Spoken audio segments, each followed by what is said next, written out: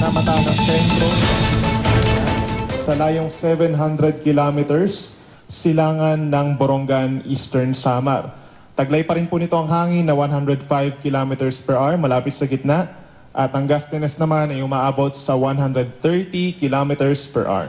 Sa ngayon po ay kumikilos pa rin ito west-northwest at bumagal po ito no, nasa 20 kilometers per hour ang takbo nito.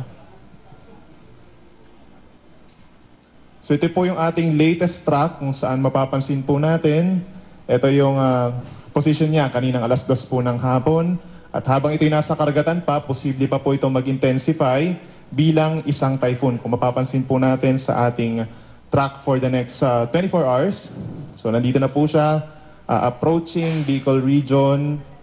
And pagsapit po dito sa December 25, araw po ng Pasko sa hapon, ay posibleng nandito na siya, malapit sa may Catanduanes. After December 25 ng hapon, ay magkocross na po ito sa Bicol Region, the northern portion, pero posible pa rin pong bumaba. And then, by December 26, it will cross, based po sa track natin, Calabarzon, maapektuhan din po Metro Manila, and dito rin po parts of Central Luzon and Mimaropa. So meron na po tayong Tropical Cyclone Warning Signal number 1. So 4 po na lalawigan ito. Una na po dyan, Catanduanes, next, Sorsogon, and meron din po tayong signal number 1 sa Northern Samar and Eastern Samar. So ibig sabihin po, within the next 36 hours, ay maaaring makaranas yung mga kababayan po natin dito ng mga pag-ulan na may kasamang 30 to 60 kilometers per hour na hangin. So ano nga po bang inaasahan natin with regards kay Bagyong Nina?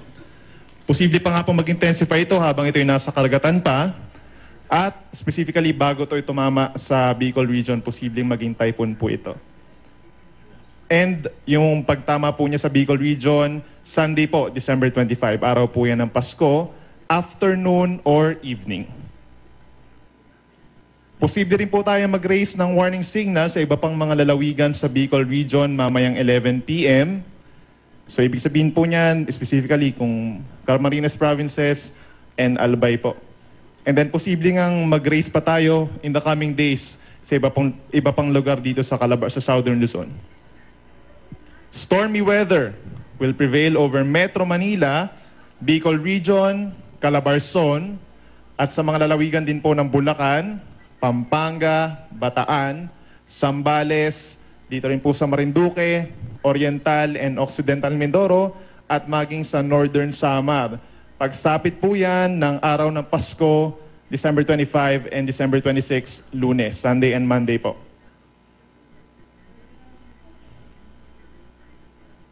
Moderate to heavy rain, so associated po sa stormy weather, malakas na ulan na may kasamang malakas na hangin.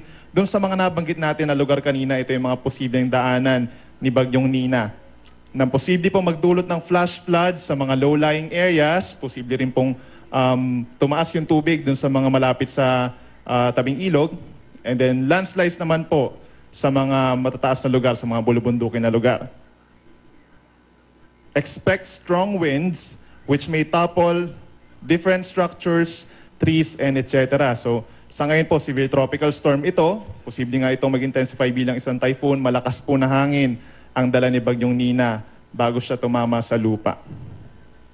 Possible storm surge. So in addition po yan, bukod sa hangin sa ulan, posible rin ang storm surge sa coastal areas ng Quezon Province, Bicol Region, and Samar Provinces, and other coastal areas along the path of Bagyong Nina. So sa ngayon po, sea travel is risky na over the seaboards of Northern Luzon. At kapag po nasa signal number 1 na, yung 4 po na lalawigan, automatic, ay bawal na rin pumalaot yung mga kababayan po natin doon.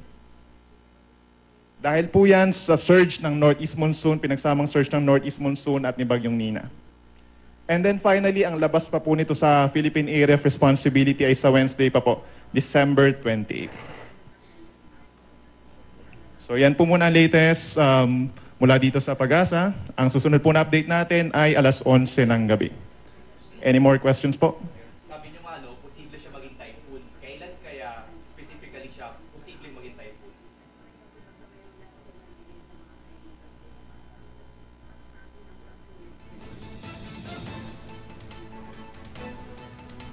So kung mapapansin po natin yung At ating yan po track, ang press briefing ng Pag-asa kaugnay po ng Bagyong Nina. Ang inyo pong napanood ay si Ginoong Benison Estareja, ang weather forecaster ng Pag-asa, at huli pong namataan ang Bagyong Nina, 700 kilometers silangan ng Borongan, Samar.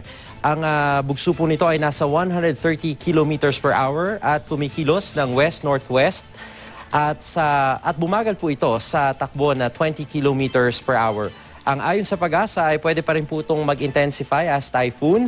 December 25, inaasahan po na nasa bahagi ito ng Catanduanes, either afternoon daw po or evening. Pero December 26 ay tatawid ito sa northern portion ng Bicol. Posible rin pong maapektuhan ng malakas na pag-ulan at may kasamang pag-ihip ng hangin ang bahagi ng Calabarzon, Metro Manila, Central Luzon at Mimaropa. Sa ngayon ay tinaas na ng Pag-asa ang signal number 1 sa bahagi ng Catanduanes, Sorsogon, Northern Samar at Eastern Samar.